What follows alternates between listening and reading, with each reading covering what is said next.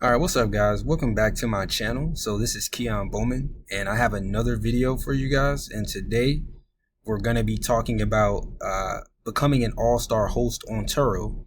So just recently, I earned the all-star host badge on my profile. As you can see to the right of the screen, right? I now have the all-star host badge. So I'm going to be talking about some of the perks and the benefits of being an all-star host, and the requirements to becoming one. So with that being said, let's get into it. So first, let's talk about what is an all-star host. So an all-star host is a host that has earned a special badge to be shown on their profile, and that badge has special perks. For example, you get $100 gift card every single year from Turo that can be used on any car of your choosing on the platform. All-star hosts, they rarely cancel. Their vehicles are well maintained and they're very dependable. So a lot of people, what they'll do is they will filter for only all-star hosts when they're booking a car. So if you have that all-star host badge, you're going to get more bookings than a regular host, because there are people that will filter out for only all-star hosts. So with that being said, all-star hosts are the most dependable. So people want to be assured that the car is going to come as it is on the listing. All right, so let's talk about the perks of being an all-star host. So obviously you get increased visibility. So with the badge that you see on the left with the star in the middle, that's going to be shown on your profile. And when you look at their listing, it's going to say all-star host.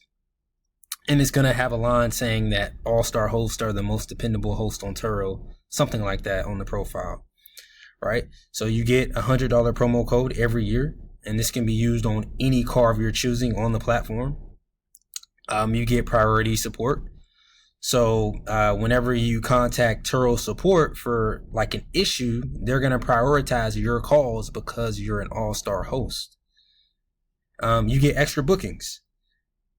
So people can filter for only all-star hosts. So you're going to meet that filter requirement, whereas everybody else is going to be filtered out because they're just a normal host. You'll get those additional bookings from people who filter for only all-star hosts.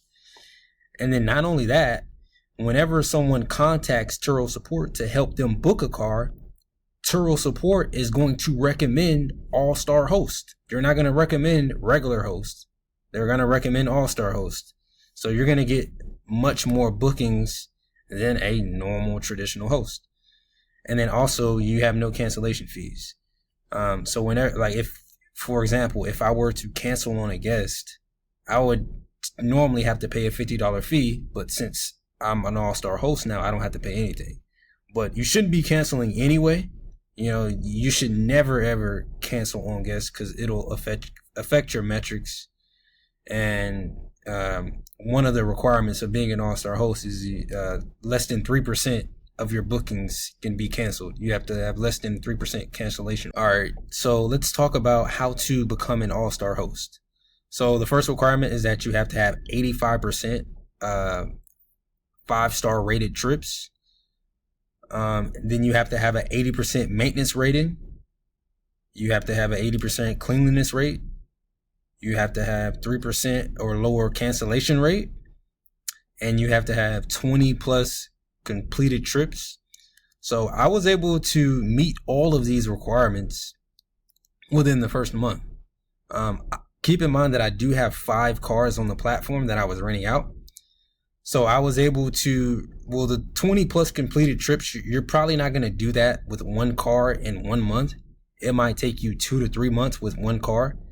But I was able to complete almost 50 trips with 5 cars. So about 10 trips per car is what you're going to average, right? As far as getting 5-star reviews, right? Obviously, you want to have your cars cleaned.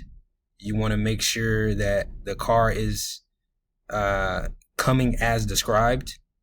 You want to make sure you're going above and beyond for your guests. You're responding quickly to messages, and that's going to help you get those 5-star reviews, right?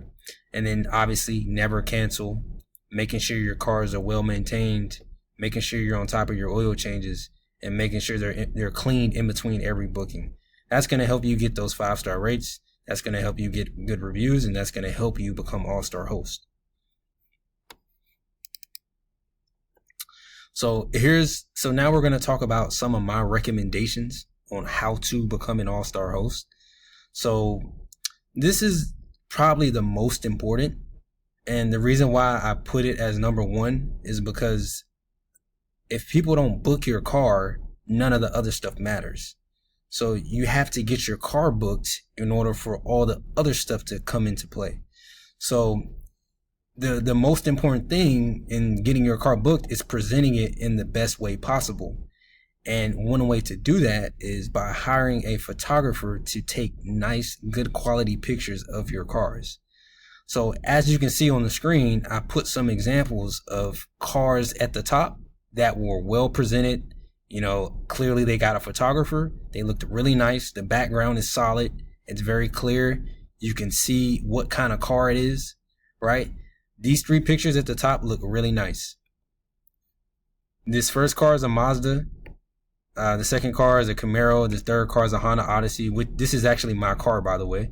But all 3 of these cars I got from Turo listings here in San Antonio area, and they kind of stood out to me because they looked really nice.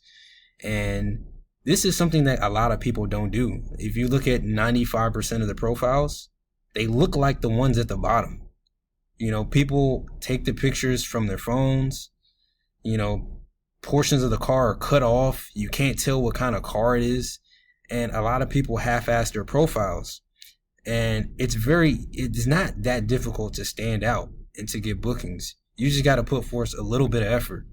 And these 3 pictures at the top, clearly all of these, both of these hosts, including myself, they put in the effort.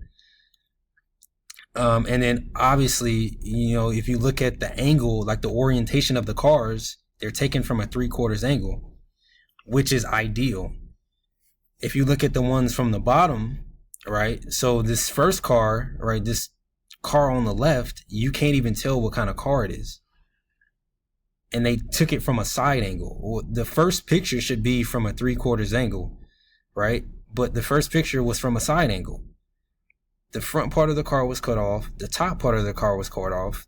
They clearly just took the picture from their phone. You can't tell what kind of car it is. I wouldn't want to book that car. Would you?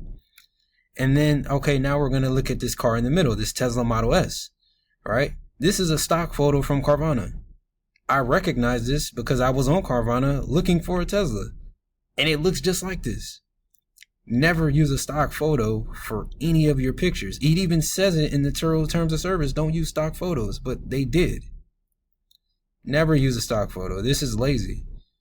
And then we're going to look at this black truck right here. It's shaded.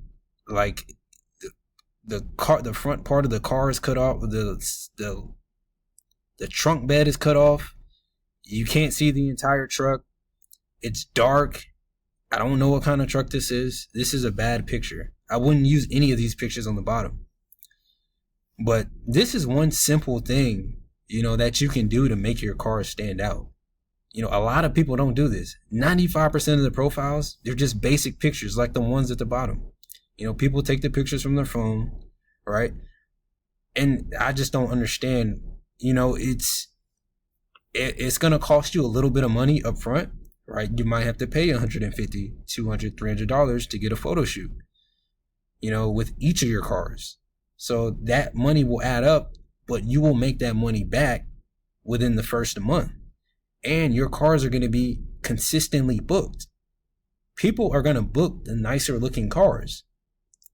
You might get better service with these cars at the bottom, but people are just going to assume that the nicer your car looks, the better the service is going to be, and they're going to feel more comfortable booking one of these 3 cars at the top, not these cars at the bottom. But that's just how society is. People associate things that look good with better service, better professionalism. We see it in like dating apps. Right? You only have a few seconds before you get swipe left or swipe right on. It's all based on looks. And the same thing is with Turo. They're going to look at your car. If the picture looks bad, they're not going to want to book it. versus the cars at the top. The pictures look really nice. They're going to be more booked.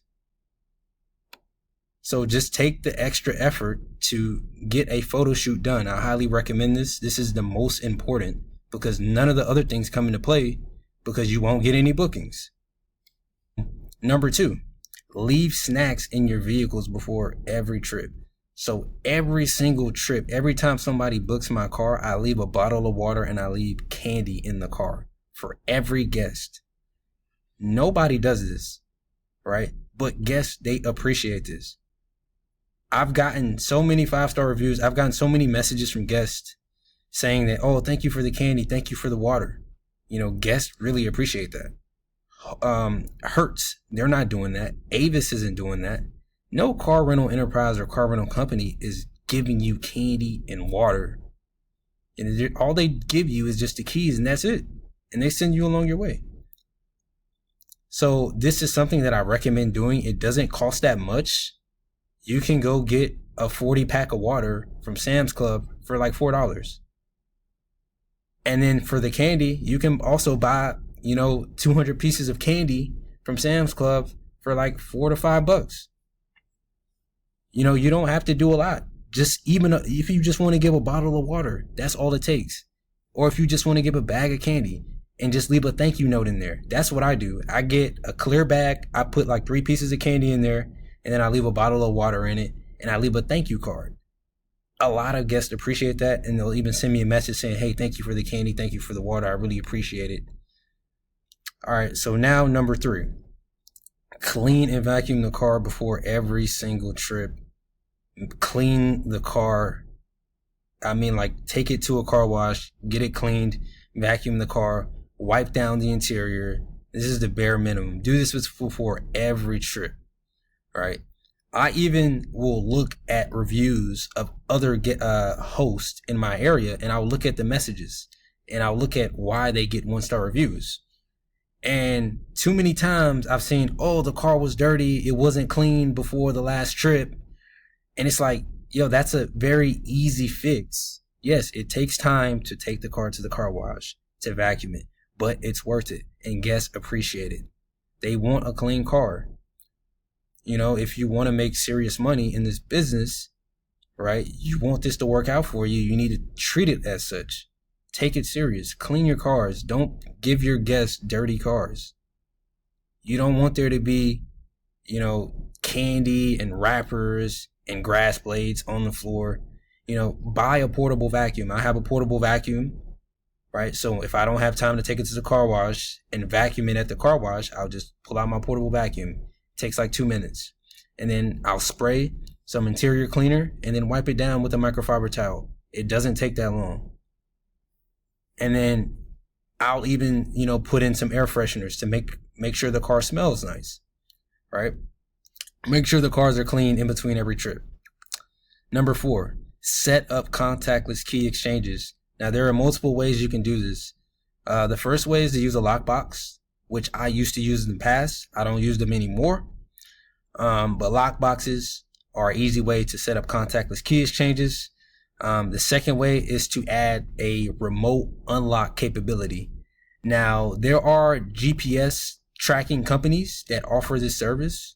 So Pastime GPS, which is a popular GPS tracker, and Kill Switch, Starter Interrupt, they offer the unlock feature, the unlock lock feature, where you can just unlock it and lock it from your phone. I use Move Tracks, which is the name of the company. And with the company that I use, I'm able to send out a guest link. So that way the guests can unlock the car themselves. And I could program it to where that guest link is only active for the duration of their trip. And then I can remove or cancel the guest links at any time. Right, so that's what I use. It's gonna save you a lot of time, especially on those airport deliveries, because a lot of times people's flights will get delayed, and you don't want to be waiting around for an hour to 2 hours for their flight to get there. People have jobs. I have a job, right? So I can't be sitting at the airport for 2 to 3 hours waiting for my guests to get there to hand them the keys, right? So set up contactless key exchanges. Guests love the convenience of being able to unlock the car themselves. I've gotten a lot of positive feedback with the device that I use. Guests like having the guest link, and they can use it at any time during their trip. So it basically makes it where you can unlock and lock the car from your phone. You don't have to use the key, and guests love that. Number 5, never cancel. This is kind of a given, but never cancel unless it's an emergency.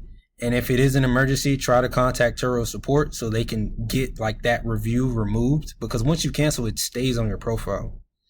So if it's like an emergency, like there's a maintenance issue or something like that, try to resolve it with Turo so that way they can remove that review from your profile, because it stays on your car forever.